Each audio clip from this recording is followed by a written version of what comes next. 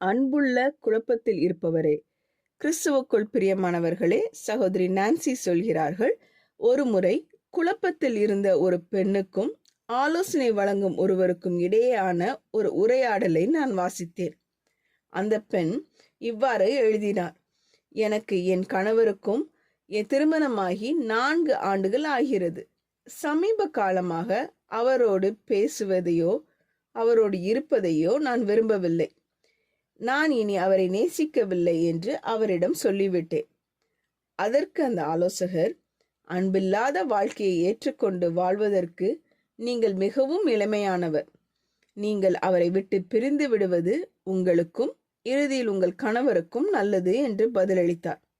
சில நேரங்களில் நம் உறவுகள் நமக்கு இனிமையான உணர்வுகளை தருகின்றன, சில நேரங்களில் தருவதில்லை. அப்போது உணர்வுகளையே அன்பு என்று நாம் தவறாக நினைத்து விடலாம். ஆனால் தேவன் அன்பு உண்மையில் என்ன என்பதை நமக்கு காட்டியிருக்கிறார்.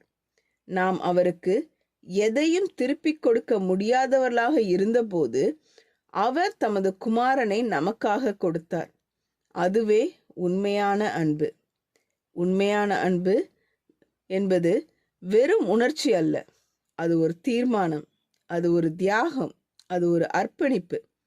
நமக்கு அதிகமாக உணர்ச்சி திருப்பி கிடைக்காத நேரங்களிலும் மற்றவர்களுக்கு நேரத்தையும் கவனத்தையும் அன்பையும் அர்ப்பணிப்பையும் கொடுப்பதற்காக நாம் அழைக்கப்பட்டிருக்கிறோம். இன்று நீங்கள் உண்மையான அன்பை யாருக்கு எப்படி காட்டப் போகிறீர்கள்? ஏனெனில் உண்மையான அன்பு என்பது நாம் என்ன உணர்கிறோம் என்பதை காட்டிலும் நாம் என்ன கொடுக்க தயாராக இருக்கிறோம் என்பதில் அதிகமாக வெளிப்படுகிறது. ஜெபம் செய்வோம். எங்கள் அன்பின் பரமபிதாவே, நாங்கள் உமக்கு எதையும் திருப்பிக் கொடுக்க முடியாதவர்களாக இருந்த போதும் எங்களை நேசித்து உமது குமாரனை எங்களுக்காக தந்த உமது அளவற்ற அன்பிற்காக உமக்கு நன்றி செலுத்துகிறோம்.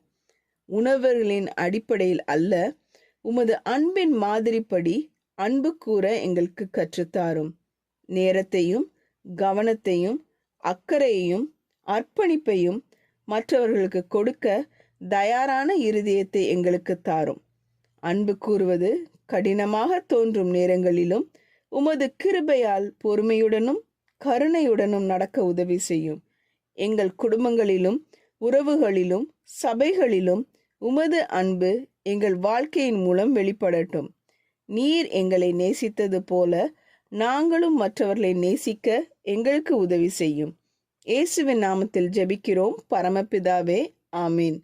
இந்த மெசேஜ் 25 நவம்பர் 2024 நான்சி டிமோஸ் வோல்கமுத் அவர்களின் இயேசுவை தேடி என்ற புரோகிராமிலிருந்து எடுக்கப்பட்டது. கர்த்தர் உங்களை ஆசீர்வதிப்பாராக.